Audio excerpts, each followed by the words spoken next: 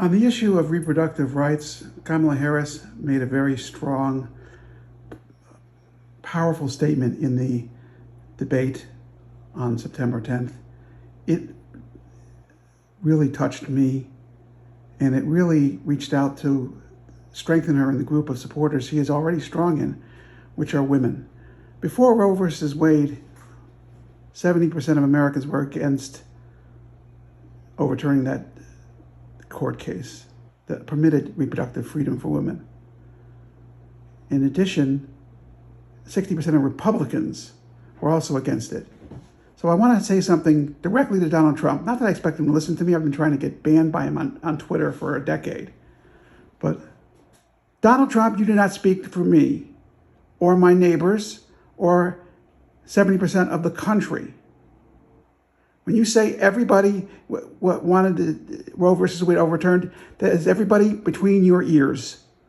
Only in your own mind that. It was established law for 52 years for good reason. And nobody beyond you and a Republican fringe that maybe represents 20% of the country wanted that issue to be overturned by the court. Stop lying for me. Donald Trump, you don't speak for me on reproductive freedom. I was touched by the story that Kamala Harris told at the debate of a married woman that wanted to carry a baby to term and was denied health care after having a natural abortion, but an infection and bleeding from that normal medical outcome, and being unable to get treatment because the doctors in the hospital were afraid to treat her for fear of being jailed in the new anti-abortion laws. Very powerful statement there. She apparently, I don't know who she's talking about, if it's a specific case, but that person was either died in the parking lot, bled out after being denied care, or was brought in from her car near death and saved at the last minute with emergency care when it became an emergency. This is the result of decisions that Donald Trump made. It was a result of 3 Supreme Court appointments that he made, promising the conservative movement that these would be strong anti-abortion, strict constructionists that would not support women's rights.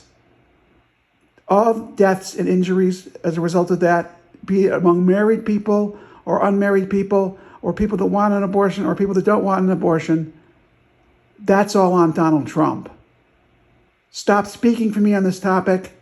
Start speaking for the people you speak for. You wanted it overturned. It was a deal you made with the devil in order to get elected in 2016, and it worked. And let me tell you something.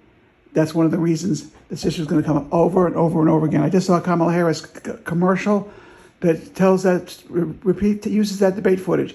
And another good thing I picked up from MSNBC, which I know is a biased network, but when you use debate footage in your campaign commercials, that's a sign that you won the debate.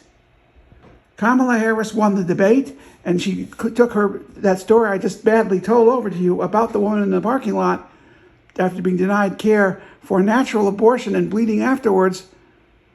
That story is in a 30-second spot that's running in every battleground state.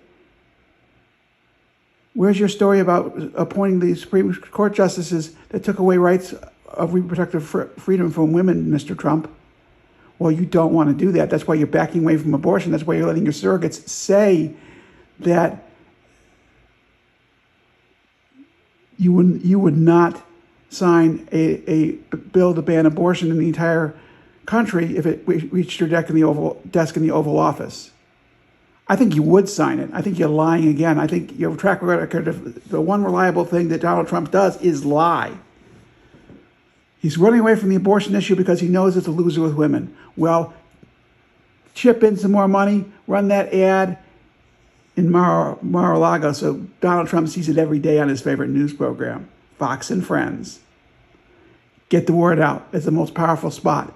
70% of Americans were against the overturning of Roe v. Wade.